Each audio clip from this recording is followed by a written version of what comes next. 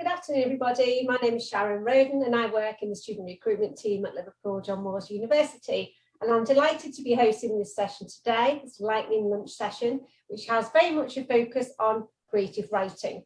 But before I hand over to my colleague, Dr. Sarah McLennan, who's going to be delivering this session, I just want to go over a few little pointers for you, if that's okay. So that's the next slide, please, Sarah.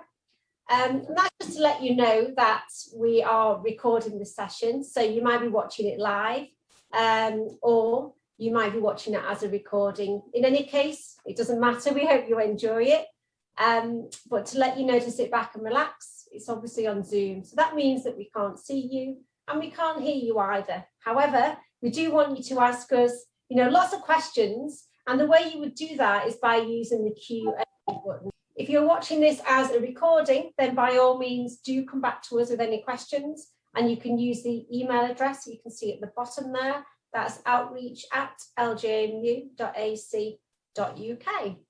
Okay, so I shall now hand over to my colleague, Dr. Sarah McLennan, who's going to go through this session with you, and the focus is how to create characters, places and plot in under 250 words. So over to you, Sarah. Thank you very much. Thank you, Sharon. Oh my goodness. I've got to go through this now for you on how to create characters for places and plots in under 25 minutes. So that will be a bit of a challenge. So today we're going to be looking at very, very short fiction, and short fiction has lots of different names and lots of different forms. So we've got the 6-word short story, the 280 character short story, also known as twiterature. Now, in the past, that was only 140 characters, but I think Twitter doubled the number of characters, I think possibly so that politicians could write longer messages to us. There's another form of very short fiction called the dribble, which doesn't sound particularly pleasant, does it? But it's also known as a mini saga, and it's amazing. We ran a competition with our first year students. They won book tokens, obviously, because we're a creative writing course, and it was to see who could come up with the best mini sagas, short stories in only 50 words. There's the drabble, and that's what we're going to be looking at today as well, microfiction, which is 100 words, and there is another form which is 101 words, but that also includes the title. Sudden fiction, 750 words. I don't know why that's more sudden than something with a shorter word count. Flash fiction and the microfiction. And if you're interested in this style of writing, you'll see there's a number of competitions across the world, and we do actually have a national flash fiction day, and it's worth entering these competitions and getting your work out there. So let's just look at the first one, the 6-word short story. This is a very famous short story. For sale, baby shoes, never worn. Now, allegedly, this was written by Ernest Hemingway, but I don't think we can actually find any evidence that he did write this. It might have been a word game that he was playing when he was living in Paris. Whenever I've read this story, this 6-word short story out to students, I can guarantee that everybody in the room says, oh, I wonder why. For sale, baby shoes, never worn. I think it's because we automatically bring something to the text as a reader. So we automatically think, why were the baby's shoes never worn?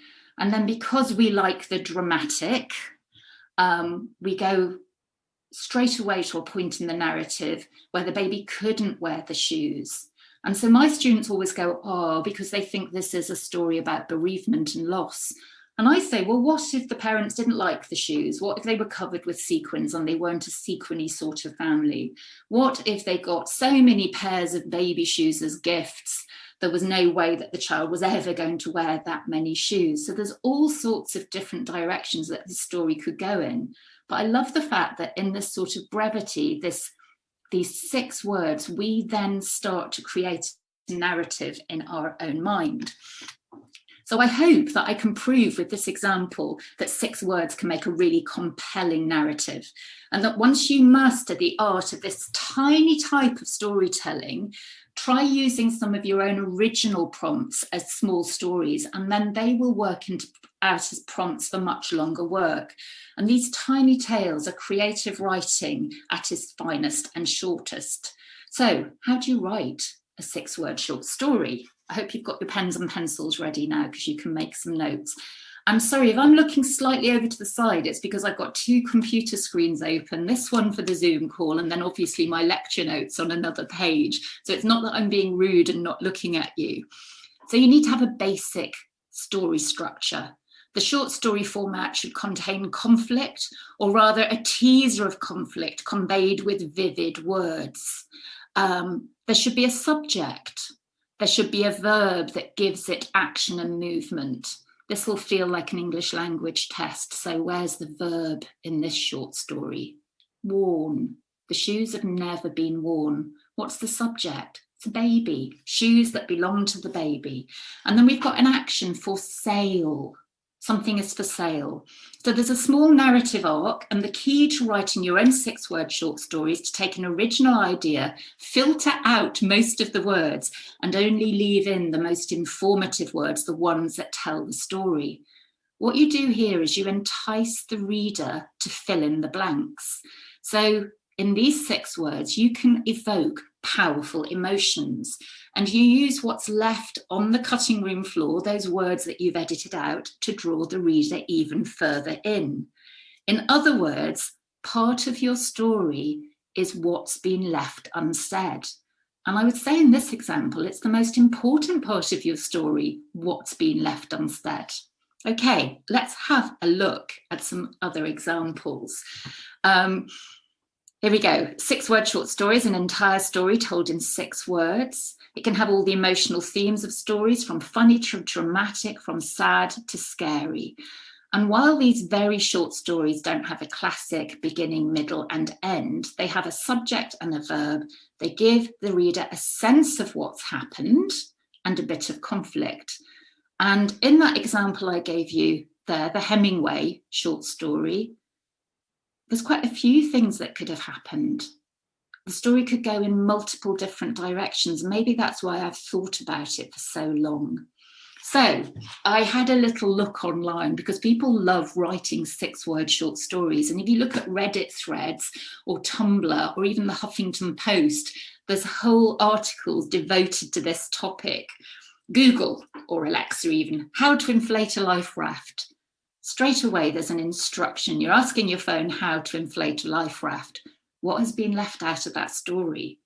Well, firstly, I think, well, why do I need a life raft? That might mean I'm on water. It might mean I'm sinking. So I have created a sense of setting for that piece of microfiction in my own mind. It's not been written on the page or the screen, but I've created it. That gap's been left for the reader. The next one. Mercy, what's that? He said, continuing. So in my mind, when I looked at this, mercy, because that's being asked as a question, what's that? He said, there's a bit of dialogue. This character sounds cold. He sounds heartless. He sounds like someone who's not going to be merciful. The fact that he's responding to a question means there must be another character in that story, in that scene. So in my head, I've got someone on their knees begging for their life, or begging for something to stop happening. What's that? He said, continuing. It could be your head teacher giving you loads of extra homework and you're begging for mercy. No, it's the weekend, don't give me homework. So again, what's been left out in that story? We create settings, and there's the opportunity for multiple settings there. We create the character who's speaking, but we also create the person who's asked the question that isn't there on the screen. I like this next one. Why are you in my selfie? Straight away, this is me, you might have different responses, and it would be good to interrogate your responses. Straight away, I thought, oh, this is a ghost. Or this is an imaginary friend that has suddenly appeared. So I'm really bad at taking selfies. I always just end up taking the top of my head. But if I was there with my phone taking a selfie and I thought it was just me, but then when I looked at my screen, at my phone, and there was someone else over my shoulder, that creates quite an eerie story. Here's the bad romance. They lived happily ever after, separately. I think that could be quite comic, really, that two people have separated, they're both very happy apart, but there could be a much longer story about the breakup, about the relationship.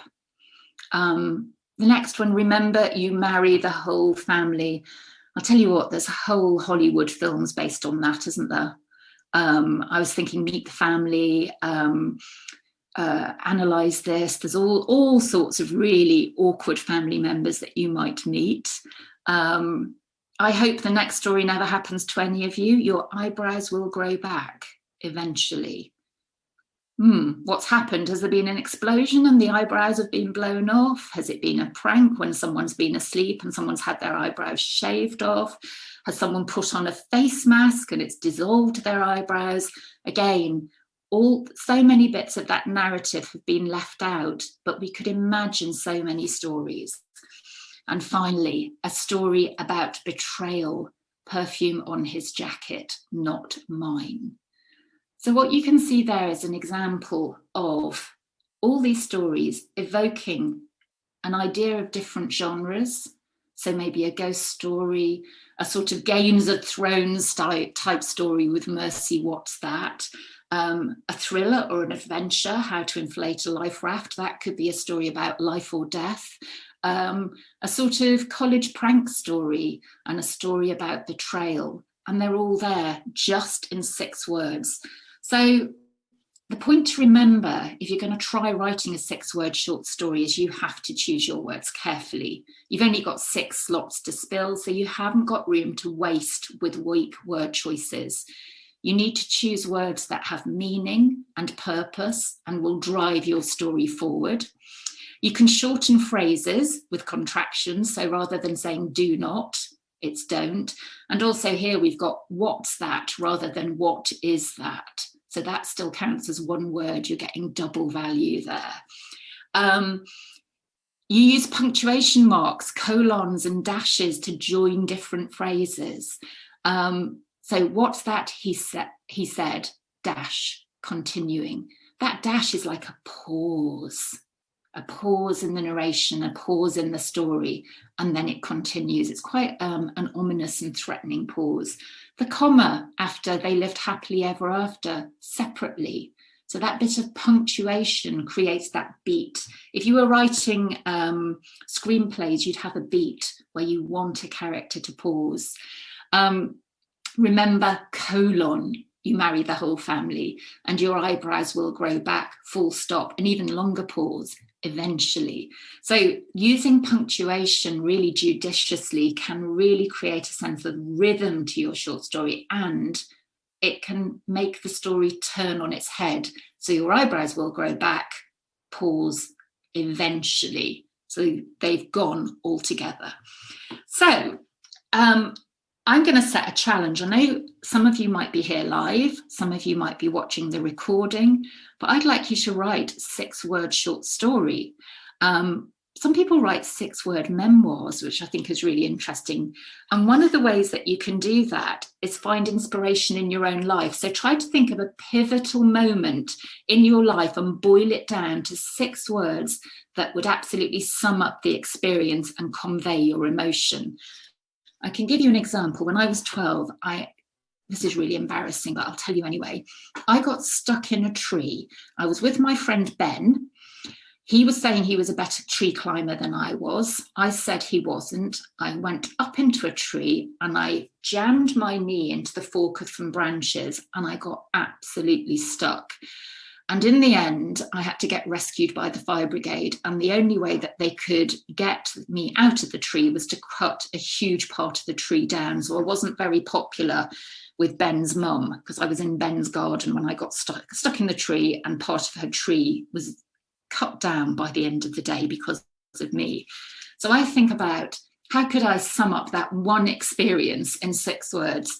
If you're willing to have a go, I will too. And if you ever come to an applicant day or open day, you can ask me because I promise to do this homework. So we have Twitterature. I did say that I would tell you a little bit about Twitterature. So when Twitter was established, and I don't know if you use Twitter, it does seem to be an awful lot of arguing goes on there. It had 140 characters, and a few people started to write fiction on Twitter, and some even wrote Twitter novels, including some really famous writers. So this was when Twitterature characters. So there's a few examples here. I opened the door to our flat and you were standing there, cleaver raised. My jaw hit the floor, which I actually think is really clever, because my jaw hit the floor means, gosh, that's going to be a horrible picture to have up on a video on the John Moores website. But my jaw hit the floor means your jaw sort of fell open and you're shocked. But we could also take it quite literally if someone's standing there with a cleaver. So this is a bit of a gore fest, that short story. This is interesting as well. This is by Jeffrey Archer. It's a miracle he survived, said the doctor. It's God's will, said Mrs. I'm sorry, I can't see who said it because part of my screen's covered. What will you call him? Adolf, she replied. So there are associations that we make with the name Adolf, and this is using a technique, common cultural memory or common cultural reference.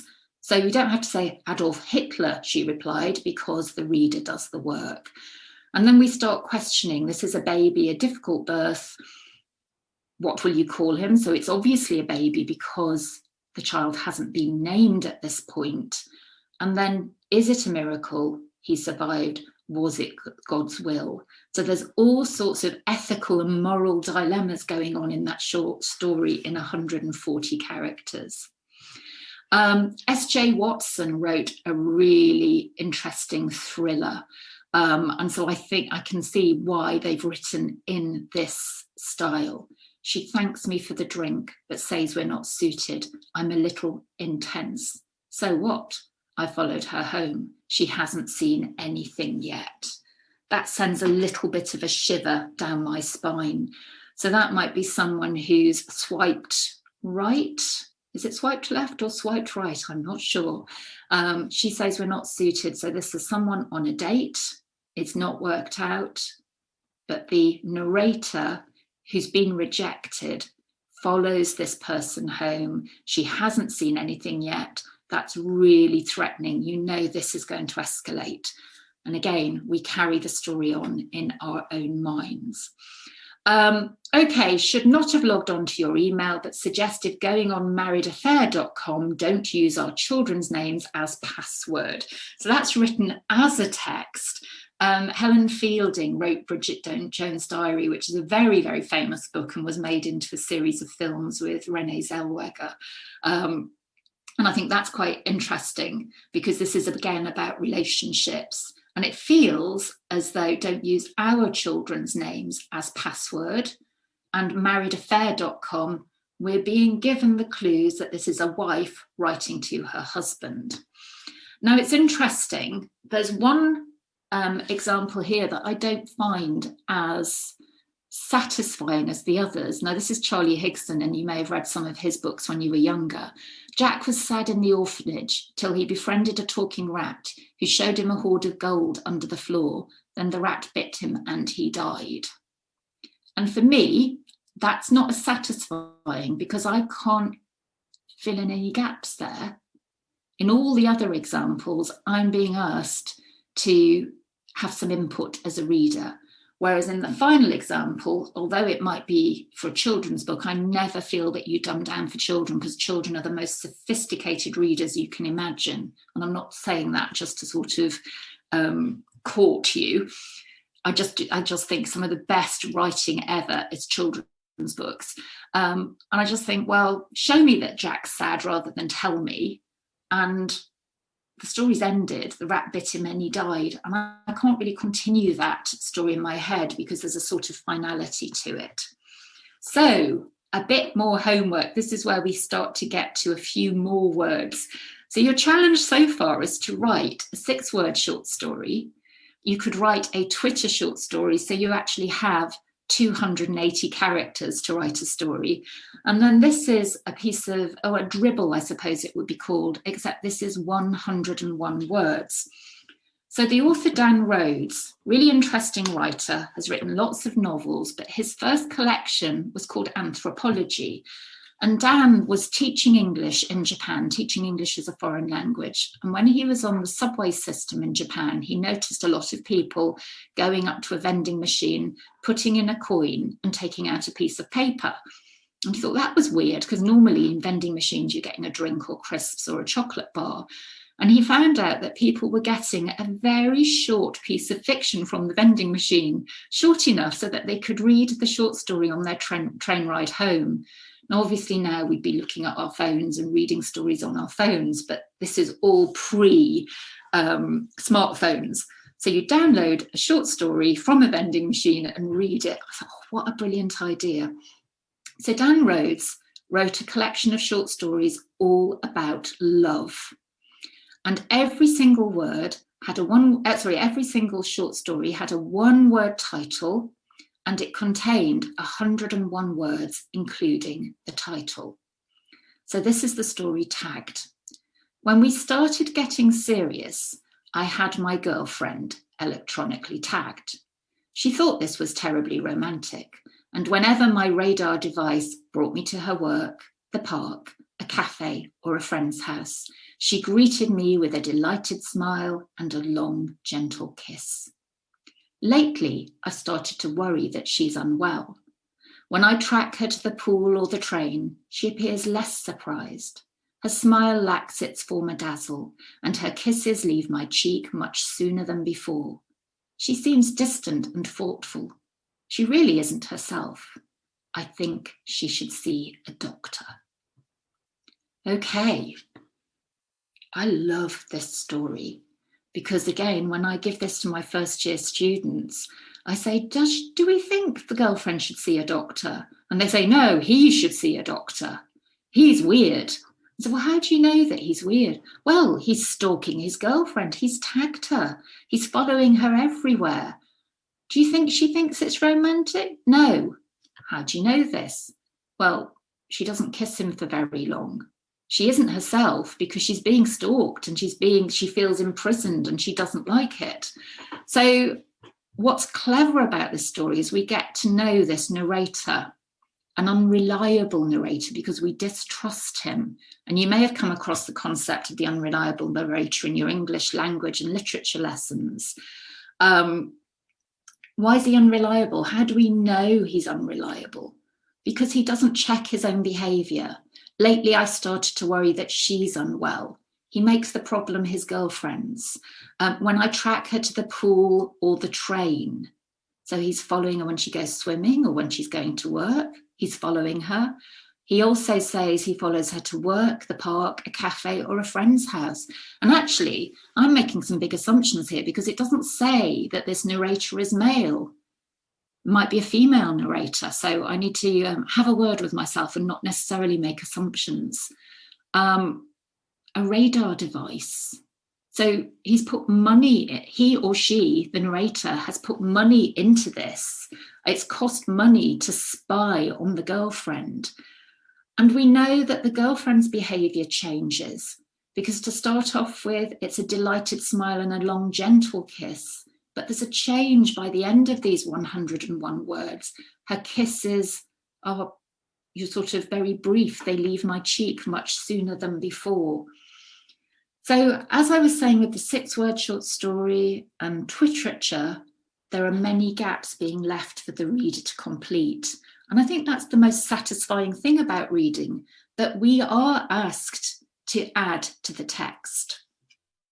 So what do you need to write very, very short bits of fiction? You need a character, you need setting, and you need conflict.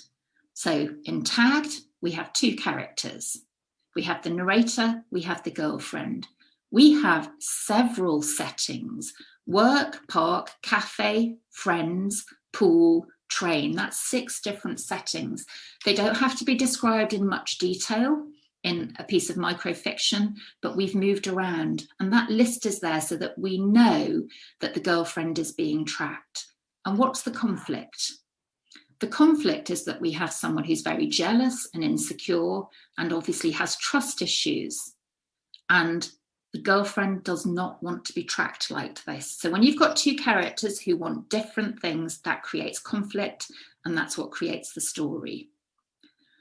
And then finally, because I said, how do we create interesting characters? I just want you to look at some of these examples. What helps you visualize a character or learn more about a character most effectively? He was tall, he barged into a room, she had blue eyes, she always left a large tip. She was incredibly rude to waitresses. He saw an old lady getting on the bus and offered her his seat. He had brown hair. Now, the temptation is that when we write characters, we immediately go for the visual and we go for descriptions. So tall, blue eyes, brown hair. And actually, that doesn't characterize much at all. There are lots of people with brown hair. There are lots of people with blue eyes. And to be honest, I think most of us don't really notice the eye colour of the person opposite us. But we would notice whether the person opposite us was incredibly rude to waitresses. I would say that actions speak louder than description. We get to know a character through their actions. And we saw that with all the various forms of microfiction. It's when characters do something that we get to know them. And then finally, what I want to say is when you're writing microfiction and leaving out all the sort of flab of the writing, you're carving out all the excess. The great thing about doing that is about leaving the gap for the reader. Now, I know my first experience of reading the Harry Potter books to my children. It was before the films came out. I was convinced that Hagrid had a Yorkshire accent, and I read all of Hagrid's dialogue in a Yorkshire accent, and I was really upset to find out he had a sort of West Country accent. Robbie Coltrane played him with that voice in the film, and I thought that's not how I imagined Hagrid at all. Now, there was nowhere in the book that J.K. Rowling actually said what sort of accent Hagrid had, but I added something to it. I made that text my own. And I think when you're writing microfiction, thinking about how to create these memorable characters, think about what they do and how they behave. Be specific with your verbs. Your verbs are the muscles of your sentences. So rather than he went through the door, he barged through the door. He slithered through the door. He crept through the door. Your verbs will give a real sense of how your character's moving. So that's really important to think about, making your verbs specific, not abstract. Can you give a sense of a setting in just a word or two words? Can you imply a setting? Can you imply that another character is there? Particularly if you're doing dialogue. Mercy, what's that? He said, continuing. So we know because he's responding to a question, there must be another character in that piece of fiction, in that story.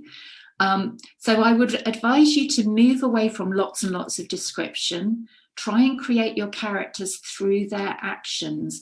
And actions need verbs, which are doing words, because to act, you need to be doing something, and make your verbs specific. My final challenge is that if you would like to write any of these tiny fictions, we have a creative writing Facebook page. It's creative writing at Liverpool John Moores University. And maybe you'd like to share some of them with us, or you can email them to me because I'd be really interested in reading them. And also think about entering some of the local and national and international competitions, because how brilliant would it be to think, oh, I got my work published before I went to university. Right, gosh, that was a whistle-stop tour. Sharon, I ended just on time. Hi, Sarah. Hi, Sarah. I really enjoyed listening to that. It's quite fascinating and made me think of what I read in a different way. So thank you. That was really exciting. I hope you all enjoyed it as well. If you have any questions, of course, use the Q&A. We can answer those quickly before we finish. If you want to email us afterwards, then the email address is at the bottom of the screen there, outreach@ljmu.ac.uk. So just to wrap up really, I hope you found it useful. Of course, we've got many other lightning lunchtime sessions taking place over the next few weeks, covering different subject areas as well. And we do have open days coming up shortly. So quite quickly, actually, the first one, the 12th of June, you can see the dates on screen there, the 19th of June, 25th of September, 16th of October, and then way off into the 17th of November. And then, of course, this is going to be recorded too, and it will be available on our on-demand virtual events page, along with lots of other information for you as well. Okay, so thank you very much for watching this. And thank you so much to Sarah for delivering a really interesting session today. And we have no questions coming through, so I think I'll be ending the session now. So thank you very much and take care, everyone.